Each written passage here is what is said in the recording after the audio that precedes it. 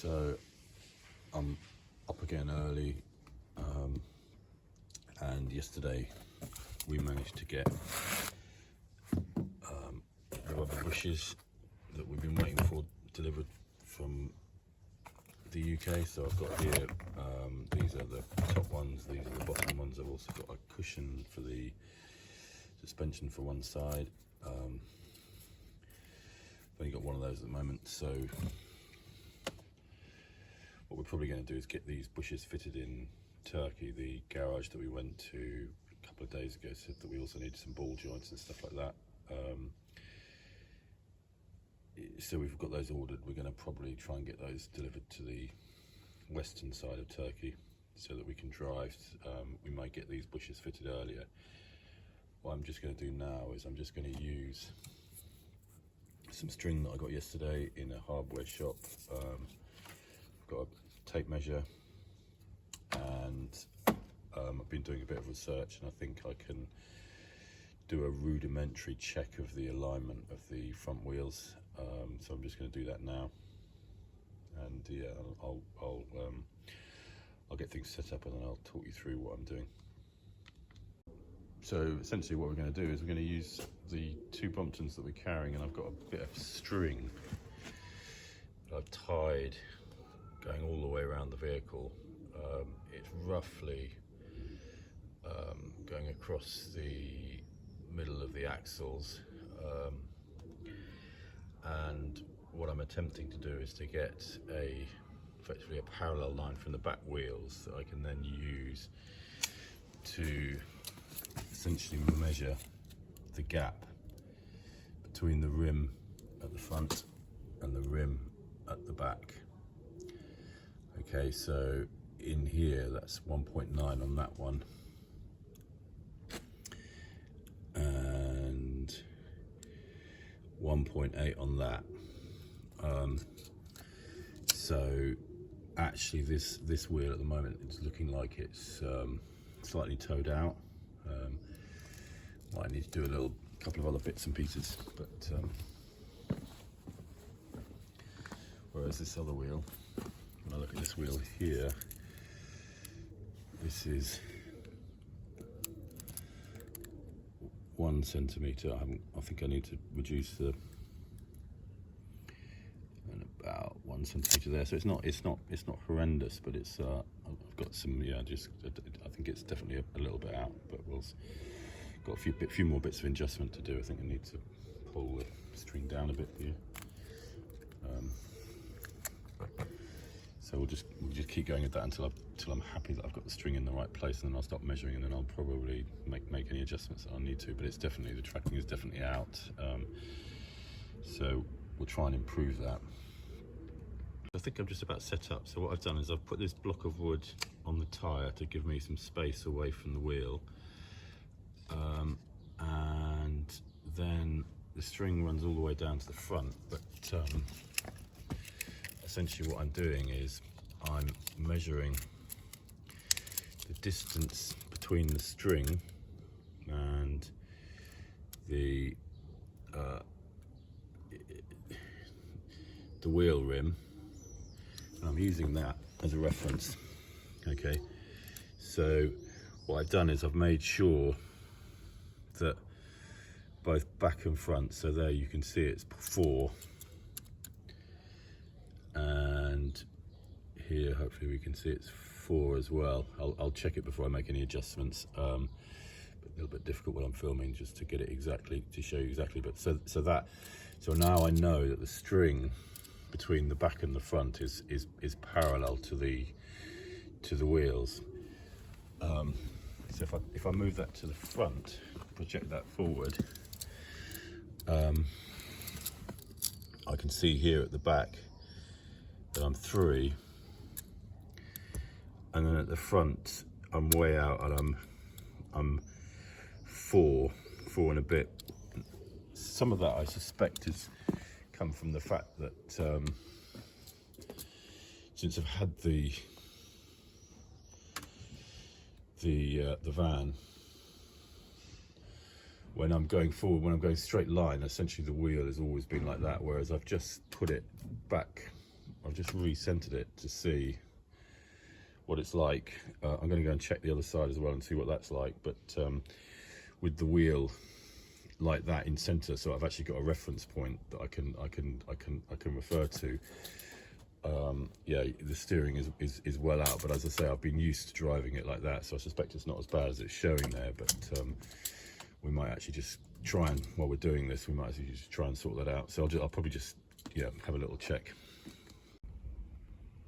So I've made some adjustments, and now it's looking really not, I haven't got it yet perfect, but I've got it sort of much better than it was. I'm just going to check now is something that I've done over the last year or so, is I've made sure I've got the original Bedford service manuals for the whole of the vehicle. So basically all of the manuals that were produced for this vehicle I've got. I've also got Haynes manual, and generally that is enough information to do most things. So in the case of the steering, one of the things that we want to just check on here is the toe-in. So if you're not familiar with it, toe-in essentially is the wheels are slightly angled in. So I'm exaggerating it, but on here we can see it's 0.03 of an inch to 0.13 of an inch. So I think that's sort of somewhere up to about 3 mil. And that's on each front wheel. The reason that is the case is because it's a rear wheel drive. As the power comes on, then there's a tendency for the power to push the wheels out. So this toe-in effectively allows for that pushing out action of the engine and the power going through the rear axle, so that when you're driving, the wheels are actually sitting nice and straight. So when they're sat like this, there's just that tiny little bit of sort of toe in that allows for that. So before we do anything, we'll definitely need to make sure we've got the steering wheel checked and everything else like that. So we'll be checking this. I'm going to come back on here probably a few times, check the distances between the rear whim at the front. I'll also double check at the back to make sure nothing's moved before I do everything up. I'm going to do that on both sides. So I've made the adjustment on one side, and I'm going to now essentially do the same thing on this side and make sure this is all, I've got the correct toe in. Underneath, I'll just have a quick look underneath. It's pretty simple job underneath here, so there's just a lock nut that needs loosening. I've also loosened the steering boot. The guys, when we went into garage, said that needs a new one. It does. This side needs a new one. So we'll try and get that sorted at some side. It's got a split at the top up here. So yeah, and I think the other one's good. But the bushes that I talked about, essentially it's this one here, and then there's also one at the top up there that we'll need to do both sides. So we'll try and get those probably done in Turkey. And then they're saying that the ball joints, so down here, we're going to need to replace these top and bottom. So I've made the final adjustments. I've tightened up the lock nuts and double checked everything. I think that's going to improve the situation. So essentially what I've measured is what the tyre patterns were showing from when we had the tyres replaced. So they were wearing on the outsides, one side more than the other, and also the feel of the steering has not been right. So this is definitely going to help. Obviously this is in no way near as accurate as doing it with lasers and things like that, but we will sort of go and get the bushes sorted out, and then we'll need to redo this, or at least hopefully that by then we'll redo the exercise with lasers and stuff like that to get it much more accurate. But that at least will improve the situation for the next few 100-200 miles that we've got to do between now and a garage in Turkey. So I just wanted to do a quick update after the wheel alignment that we did in Batumi. initially we said that we were going to fit the bushes and do all of that work in Turkey when we got there. So as we left Georgia, we crossed into Turkey, and then not far from the Turkish border is a place called Rize. Rize is fairly large, has a good sort of car fixing place. So what we did was we rocked up there. When you go into these car fixing places, there are garages next to each other. It's kind of like you think, wow, it's just there's tons and tons of different garages. Everyone's working on cars and vehicles of different sorts and stuff like that. It's kind of pretty much a matter of potluck. So we just went in. We took the third sort of street or alleyway or whatever you want to call it in the fixing area. Someone, I don't know, I can't remember exactly how, but I got talking to one of the people there.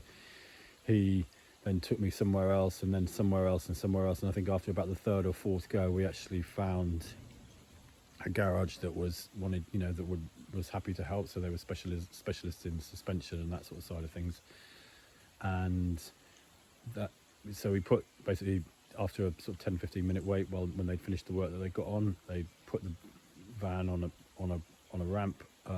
We had a look underneath it. So there's all of these garages, you have the master mechanic. He's the person that has the most experience, and he teaches and sort of tutelages the younger mechanics. And he had a look under. He quickly diagnosed that actually, they checked all of the things I think the garage in Batumi had said we needed doing, and he said no, none of those needed doing. One of the shock absorbers on the right hand side over there needs, at some stage, will need replacing, but he said it's okay-ish.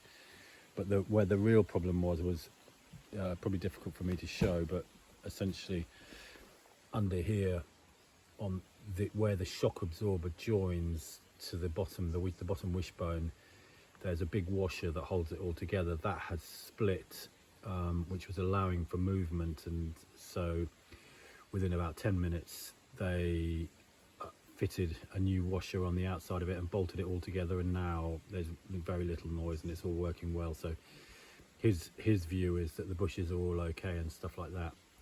So in terms of alignment, we've now done 1,000 miles since we left Batumi. The steering is an awful lot better. That feels a lot easier to steer the vehicle. The vehicle holds the road nicely, all of those things. And as things stand at the moment, the tyre wear is looking pretty good. I can't see anything wrong with it at the moment. Okay, it's only 1,000 miles in, but there's nothing that gives me anything. So I may, at some stage, when I get an opportunity where I've got somewhere level and easy to work with, I may go and just repeat the exercise and recheck it.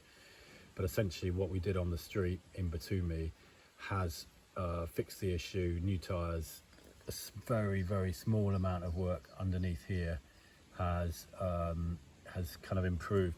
I don't know if I can get underneath and just show you where the washer is. I don't think so with the camera. I think it's not going to do it, no.